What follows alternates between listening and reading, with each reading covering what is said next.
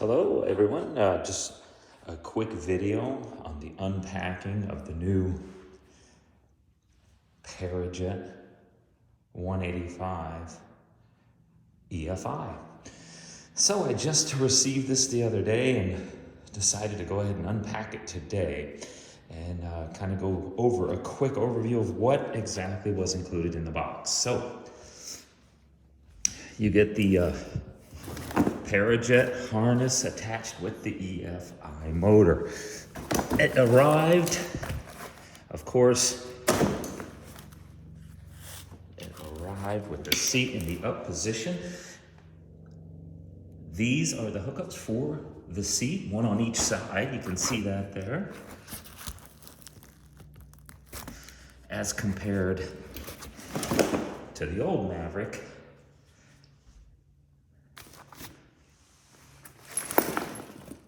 they hook onto there. That ring goes right into that setup. The other difference I've noticed, there are quite a few. So take a look at the way the frame is set up in the back. You have one titanium bar that connects the top of the motor mounts to the top of the gas tank, where on the EFI, it has two. Another big difference are the swing arms. This has a good solid swing arm attachment on the very top, and this swing arm attachment is the old style.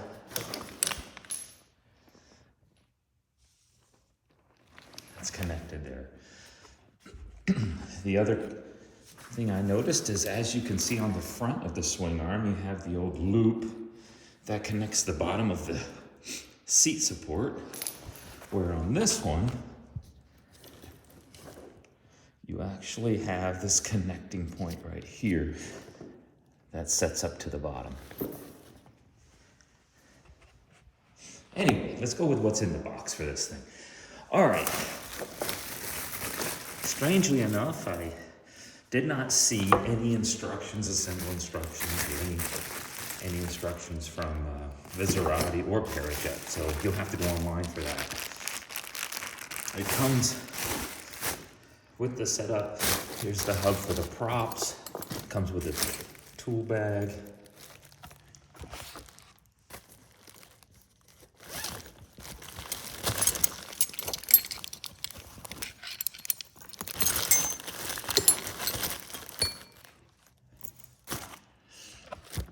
Spark plug, tool.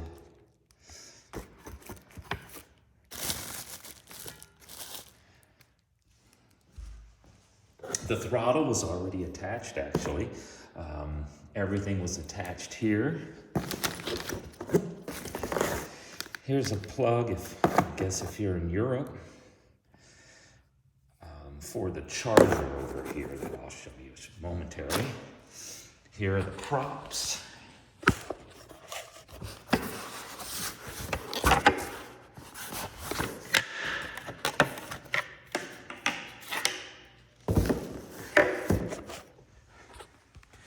They're nice and big. They're the 140 centimeter props. Here's the cage. Gas cap. I'm gathering this is going to go, it would be nice to have instructions, but we'll figure that out. I'm thinking it's going to have something to do with the battery and the engine control unit, which, by the way, the battery is right here. And that's going to be for engine start. Let's take a look at this. Okay, very nice. I'm gathering the battery is going to be attached right here in there and connected with these connections. But before I do any of that, I certainly want to look at the instructions. I'm gathering the battery itself is not a cheap component, so make sure it's charged properly the way they suggest from the manufacturer before getting in too deep and setting it up and trying to get this thing started. Now let's take a look at this wrist mount display unit. Okay, there we are. And I did see where it connects right here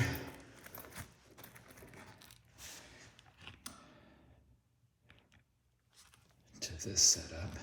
So you're going to have somewhat of a dash that you can keep an eye on. And from what I gather, and some of the videos I'd seen on YouTube, it appears that this gives you real good fuel burn information, as well as fuel remaining and cylinder head temperature, exhaust gas temperature information. So that will be good. Here is the charger that comes with this unit. So I guess it gets plugged right on into there, and you're gonna have to, I travel a bit, so I do have US connectors that you would plug this into and then just use the US connector. The good thing on this setup here is I did take a glance at the box that this came in, and as you can see, it does operate from 100 to 240 volts, so you can plug this into a US outlet. And there's the cage set up right there, and then it comes with a nice shirt. But that's the setup for this EFI. This is how it arrives, well, in the box. Make sure if you do get one, dig through this box very well, because the parts tend to float around in here if they're not sealed. And I did find, for example, this box here wasn't sealed up very well, so it was kind of floating around inside this big box, and then this cable here was just floating on its own. So I'm gathering that must have something to do with that, but we're gonna worry about that a little later when I get some good instructions. As I pointed out earlier, I did order this in black just to see the difference. And I haven't, of course, set anything up yet, so this is exactly how it showed up in the box. I'm curious about the swing arms myself. I don't know exactly the weight distribution and the setup, as I'm 175 and 6 foot tall, so right now I have a setup on these, on rung number 3 and 5. And as you can tell, the setup is the same. We have these on the inside and this one's on the outside. Shows up the exact same way here. Once I get some information from Paramotor over there in England, I'll get this set up just right. It actually, to me, it looks like they're the same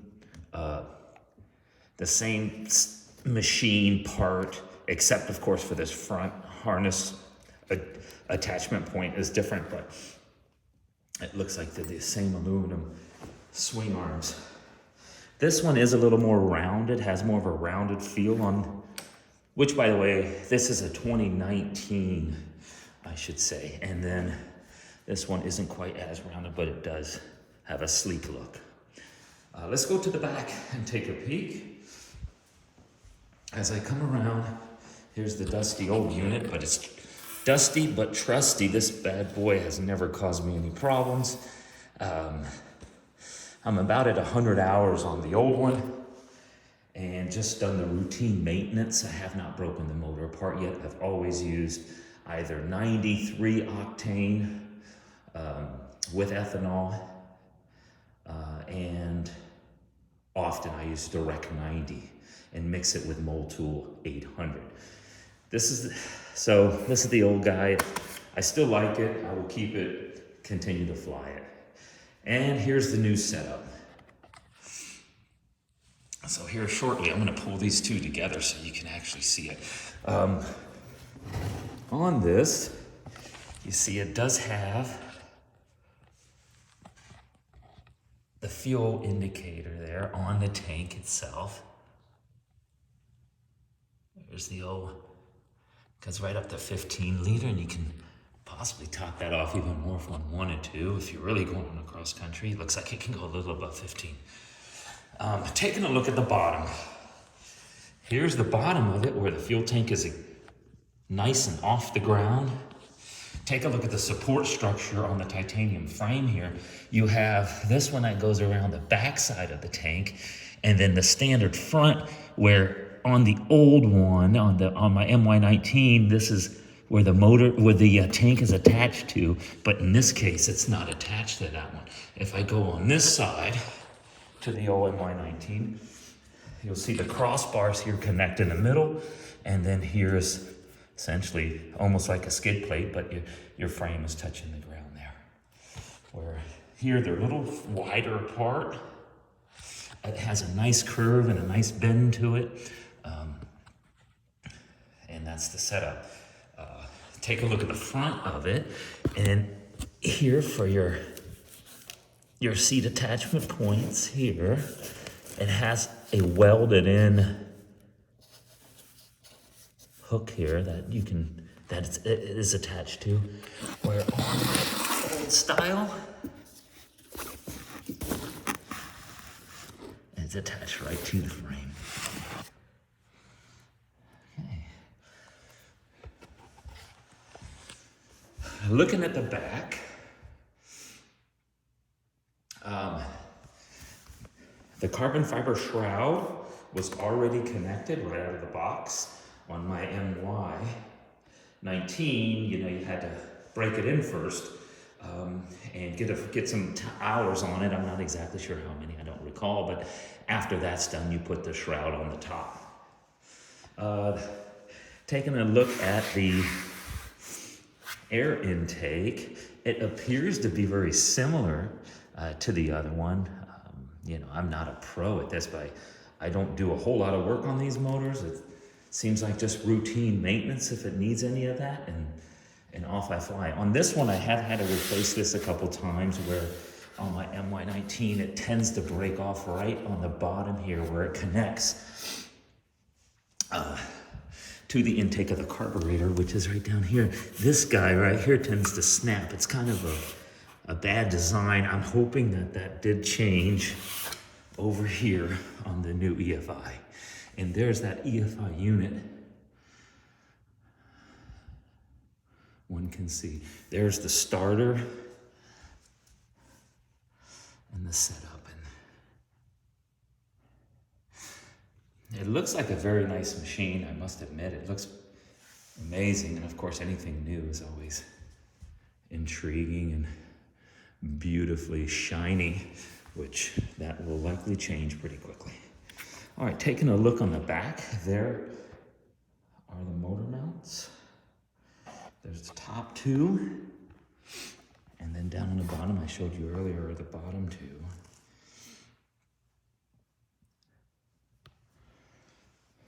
Comparing that to the old MY19, there are the top two mounts, and then we had seen the bottom two earlier. Now, what I want to do is I'm going to put these back to back so you can get a view at how much taller this thing actually is. It looks like the frame is substantially taller to support the bigger cage, which I have not installed yet, and also to support the larger prop. But let me put these two together.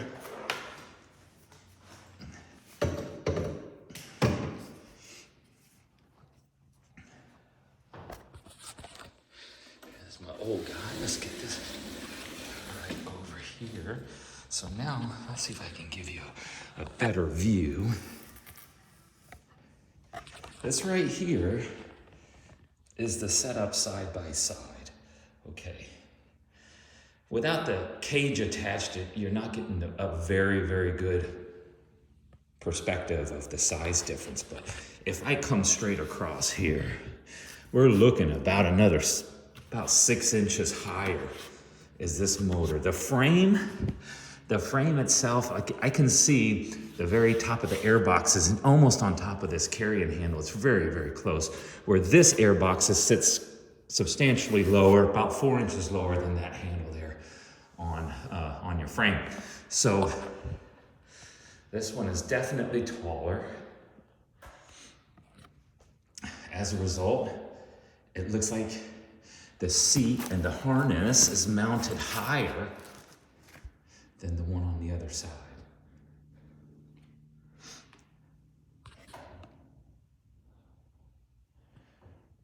I'm very curious to take this thing out flying as soon as the weather cooperates. And unfortunately, it's gotten down into the 20s, so outside of the first year of this, I don't really fly in the winter anymore. But here's the whole unit. I tell you, it does look impressive. It is amazing to me how small and less compact the whole motor setup looks. Seems like Visorati is, as we know, they are the gold standard in paramotors, and it really appears to me that they've got it together here. But you know, I haven't flight tested it yet. I do know that there are quite a few videos out there which I highly recommend you watch. The pros that do this often and always have really good reviews of this. That kind of that put me into the search phase, and before buying another Maverick, I wanted to see if this might be one that would fit me. And as I started watching those videos, those guys were super informative, and I ended up deciding to get one. So the other thing I just noticed is if you look how far this motor here, how far this motor mount sits out where the backup attachment, the backup security strip right here is almost like 2.5 inches away from this frame. Taking a look at this, it's only like 1 inch, and then you have the rubber mount with the security strap here on the old MY19. So it's like that motor sets quite a bit further back from the frame and from your position in your seat. I talked to a couple of the guys at Parajet over there in the UK, and they said, we're going to be incredibly surprised at how much of a reduction in vibration you're going to feel in your seat due to the fact that it's an EFI setup and an EFI motor. It runs super smoothly.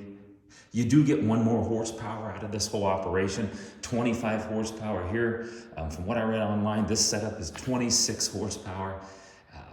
I personally don't know where that extra 1 HP comes from, but I'm gathering the efficiency and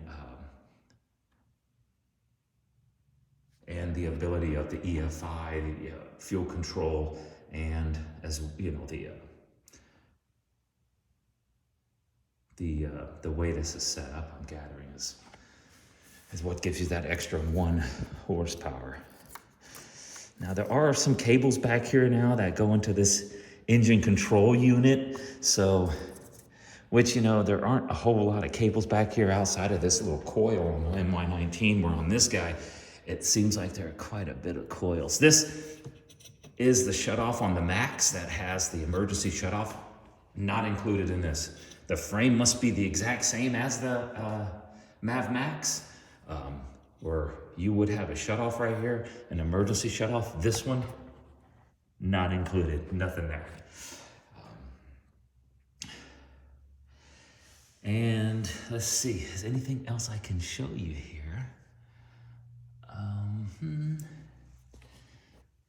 Looks like that may be it. Same pockets. Looks like the exact same pockets as we have on the other side for the reserve. And then another pocket here anything extra. And then we have the bottom, of course. We can open that up like on all of the Duke cases. Let's see, I did feel something in there. Maybe, just maybe, they put the instructions. Nope. Okay, extra handles. All right, and cage straps, attachment points. All right. Well, I'm gathering online is the best information anyway, so why have a manual, huh? Okay. Let's see here. So that's pretty much it. My hope is that they actually have a separate, I know this unit is new. I did pre-order it in last year, so it just came in the mail now. I know many dealers are flying it now here in the US. So my hope is that the manual isn't just a copy of my MY19 manual. I really want a more detailed setup, a more detailed explanation of some things that I hope I can find that particular manual for the EFI. But that's about it. If anybody out there has one of these guys and you have some information, please leave comments and because I want to learn as much as I possibly can about this setup. And this swing arm is the thing that I'm a little bit concerned about. Not concerned from a safety perspective, but just the setup itself. I just want to make sure that the weight distribution is going to be right. I will do a hang test. I just want to kind of get a good setup, a good reference point of setup, as well as the best practices, best way to set it up, utilize it, and make it run smoothly. But that's all I've got, guys. And like I said, guys and girls, if any other information that someone else might have out there, feel free to chime in, and I want to learn as much as I can. Thanks. Have a great day. Happy flying.